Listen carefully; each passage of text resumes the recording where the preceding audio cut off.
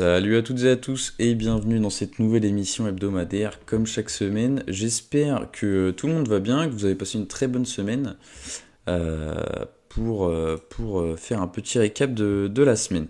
Avant tout évidemment, cette vidéo est en aucun cas un conseil en investissement. Les valeurs que je propose, je ne propose pas de les acheter ni de les vendre et vous êtes seul responsable de vos investissements. Macroéconomie. Cette semaine, on a eu quelques infos, notamment cet après-midi à 14h30, PCE Core des États-Unis, donc l'inflation qui est ressortie plus élevée que prévu, donc plutôt négatif pour les taux d'intérêt. Maintenant, la plupart des gens pensent qu'à la prochaine hausse de taux, va y avoir 50 points de base au lieu de 25, donc très compliqué l'inflation américaine. On a un PIB allemand qui a été attendu en négatif, qui a été encore en dessous, donc très négatif. Et on a un gros rebond des obligations d'État, donc depuis quelques semaines je vous ne les montre pas.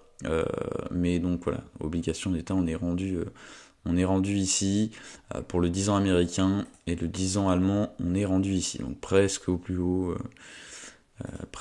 de cet épisode de 2022. Donc,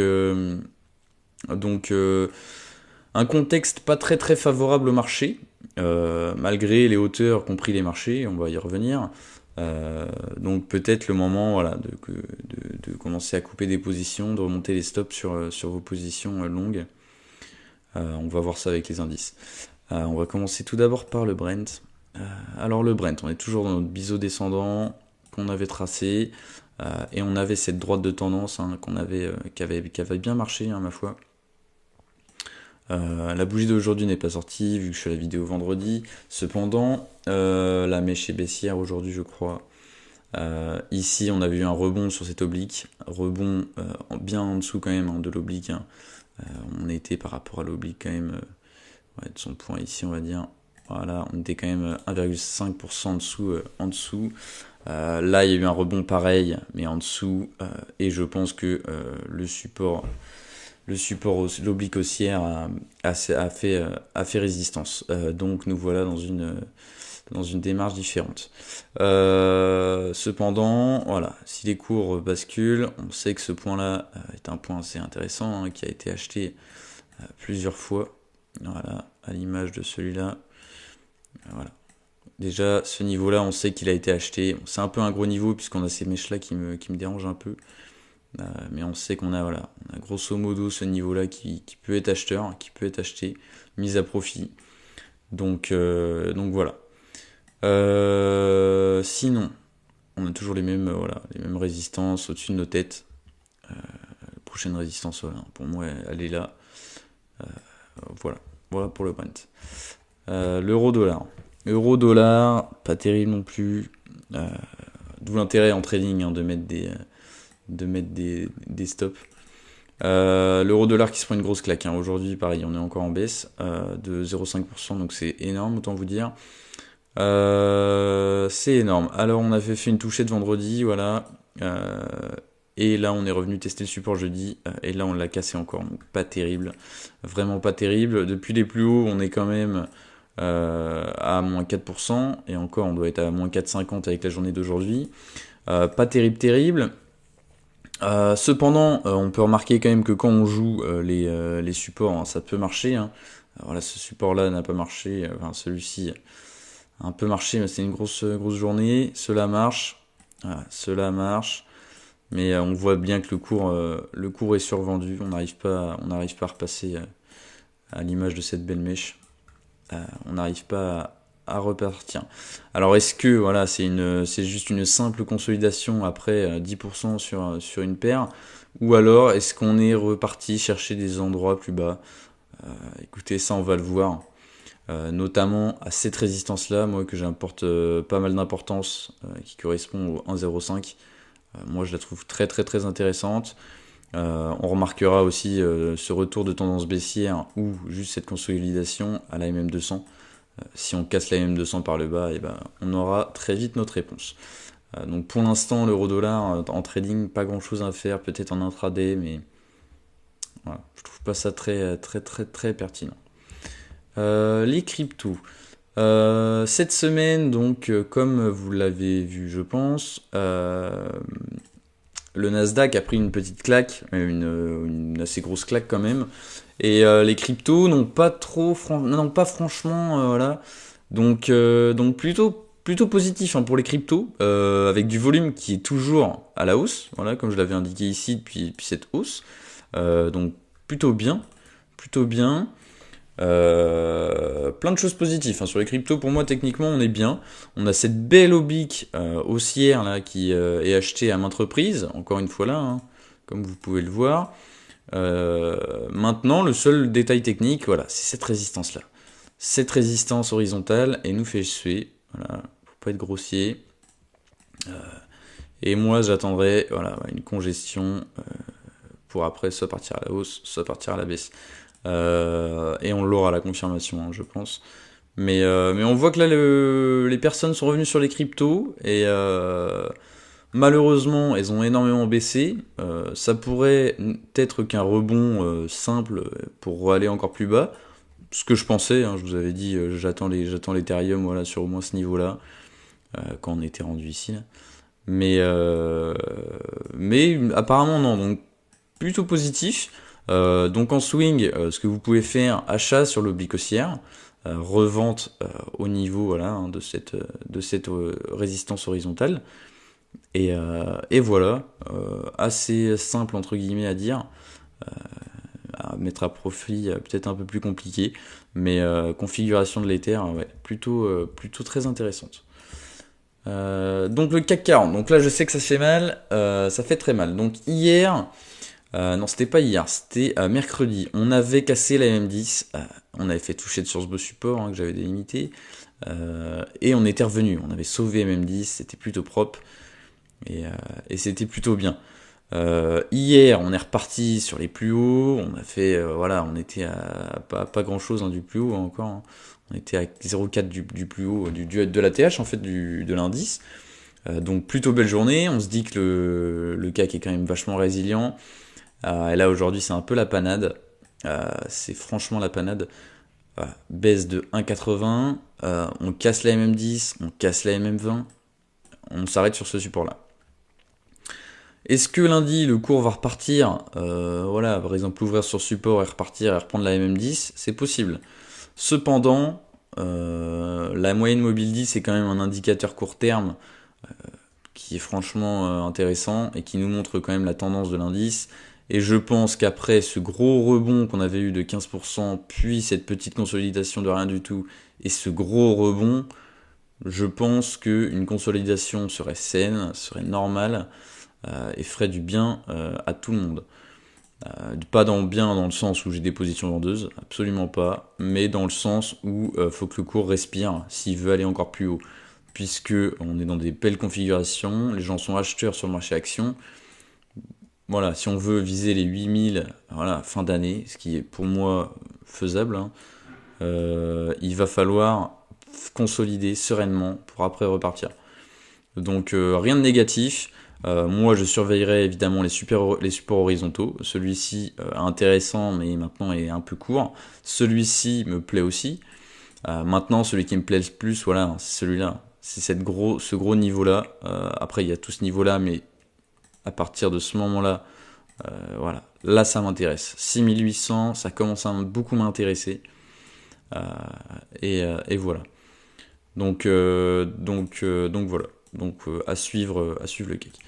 Le DAX. Il me semble que j'ai dû oublier le DAX la semaine dernière. Mais c'est pas grave, donc je le remets. Le DAX aujourd'hui c'est pareil. Donc le DAX était un peu plus fébrile, hein, quand même. On voyait bien qu'il avait beaucoup plus de mal. Par contre on voit un volume hors norme aujourd'hui. Je sais pas c'est dû à quoi. Pourtant les trois sorcières c'était la semaine dernière. Ouais, bon, volume assez hors norme, c'est vrai. On est venu combler le gap que j'avais dessiné là. Hop. Et puis pareil, hein, le DAX, je l'attends au support. Le DAX, pour moi, baissera beaucoup plus que le CAC. Voilà, c'est un fait. Je pense que le DAX est beaucoup moins puissant que le CAC. Donc je l'attendrai en premier niveau, évidemment, à celui-là. Ce niveau, pour ma part est pas non plus très intéressant, même s'il équivaut à ces niveaux-là, oui, effectivement. Voilà. Donc on a pas mal de gros niveaux délimités, voilà, que j'ai là, il y en a peut-être un peu trop, mais voilà, le plus gros niveau pour le DAX, ce serait celui-là. Celui-là qui correspondrait à ça. Et si on veut encore, on viendra sur ces niveaux-là qui sont plutôt propres aussi. Mais voilà.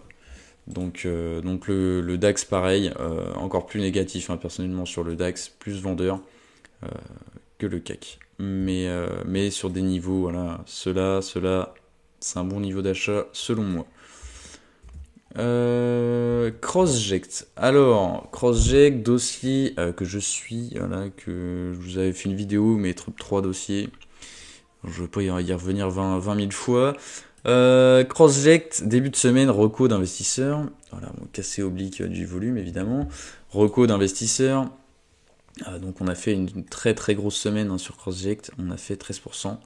Et ce matin, on était à 20%. On a tapé les 5. Malheureusement revendu. Chose positive, par contre, c'est qu'on est venu s'appuyer sur ce niveau-là. Ouais, même pas en fait celui-là. Donc plutôt positif. Racheté. Donc très positif. Cependant, voilà, les gens se sont peut-être un peu emballés. Faut pas oublier que pour l'instant, c'est une super société, mais il faut lui laisser le temps de sortir les news. À savoir CrossJect, les news qu'on attend, c'est AMM américain, AMM européen, EUA, et peut-être, je sais pas, un partenariat avec l'ERA, donc l'homonyme de la Barda en Europe. Donc à savoir des très grosses news qui peuvent l'amener, voilà, 10, 15. Moi personnellement, je l'attendrai plus vers 14 euros, 15 euros minimum, hein. D'ici fin 2024, grand minimum, puisque en termes de valorisation, ce serait vraiment pas déconnant. Donc voilà CrossJect. Donc pour l'instant, voilà, attendre peut-être une consolidation, hein, à l'image de cette remontée qu'on avait eu là. Je vous avais dit, voilà, essayez d'accumuler sur ces niveaux-là. Finalement, on était allé plus bas. Là, éventuellement, on pourrait revenir sur ces niveaux-là, hein, que j'avais délimités. Voilà, pourquoi pas faire une baisse, même un peu violente, hein, c'est vrai que ça ferait chier, hein, 8%. Cependant, le cours s'en porterait bien. Une bonne consolidation, que les gens rechargent et que ça reparte. Et la chose positive, ce serait de casser cette grosse résistance, puisque ça équivaut au plus haut, voilà, de août 2022, où il y a vu le contrat avec la Barda, justement. Donc voilà. Donc, seuil technique majeur, casser les 5 euros. Et ensuite, ça fait un peu comme Nicolas Cheron le dit, théorie du phénix. Voilà. Donc voilà. Donc, très très positif, hein, sur CrossJect, plutôt content. Visiomètre Group, je suis moins content, j'en ai pas en portefeuille, mais ça me fait suer. On a cassé ce gros support, dans des volumes, des gens qui sont sortis. On a fait une semaine très moche, hein, on a fait une semaine très très moche sur Visiomètre, moins 12. Le support n'a même pas marché. Là, on vient faire le pullback, mais avec peu de volume.